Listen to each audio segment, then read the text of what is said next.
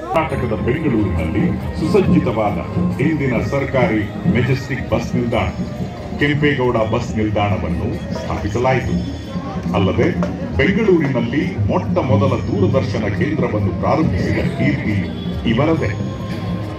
ರಾಜಕೀಯ ಕ್ಷೇತ್ರದಲ್ಲಿ ಆದ ಬದಲಾವಣೆಗಳಿಗೆ ಅನುಗುಣವಾಗಿ ಅವರು ಅಂದಿನ ಉಕ್ಕಿನ ಮಹಿಳೆ ಪ್ರಧಾನಿ ಶ್ರೀಮತಿ ಇಂದಿರಾ ಗಾಂಧಿಯವರ ಅತ್ಯಂತ ಆಪ್ತರಾಗಿದ್ದು, ರಾಷ್ಟ್ರಮಟ್ಟದ ರಾಜಕೀಯದಲ್ಲಿ ಪ್ರಭಾವಶಾಲಿಗಳಾಗಿದ್ದು, ಅನೇಕ ರಾಷ್ಟ್ರಮಟ್ಟದ ಯುವ ನಾಯಕರನ್ನು ಸಹ ಬೆಳೆಸಿದ ಕೀರ್ತಿ ಇವರದು.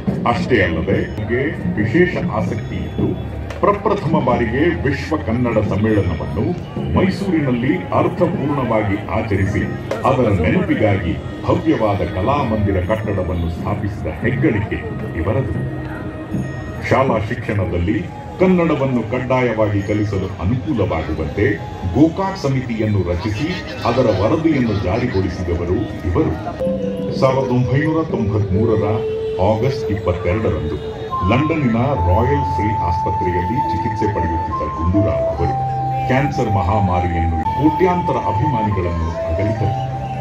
ಇವರ ಅಗಲಿಕೆ ನಮ್ಮ ನಾಡಿಗೆ, ದೇಶಕ್ಕೆ ತುಂಬಲಾಗದ ನಷ್ಟವಾಗಿದ್ದಂತೂ ಸುಳ್ಳಲು. ಗುಂಡೂರಾವ್ ಅವರ ಎರಡನೇ ಮಗ ದಿನೇಶ್ ಗುಂಡೂರಾವ್ ಅವರು ತನ್ನ ತಂದೆಯ ಹಾದಿಯನ್ನೇ ಆರಿಸಿಕೊಂಡು ಇಂದು ಉತ್ತಮ ರಾಜಕೀಯ ನಾಯಕನಾಗಿ ರಾಜಕೀಯ ಕ್ಷೇತ್ರದಲ್ಲಿ ಅಪ್ರತಿಮ ಸಾಧನೆ ಮಾಡುತ್ತಿರುವುದು ಹೆಮ್ಮೆಯ ಸಂಗತಿಯೇ ಸರಿ.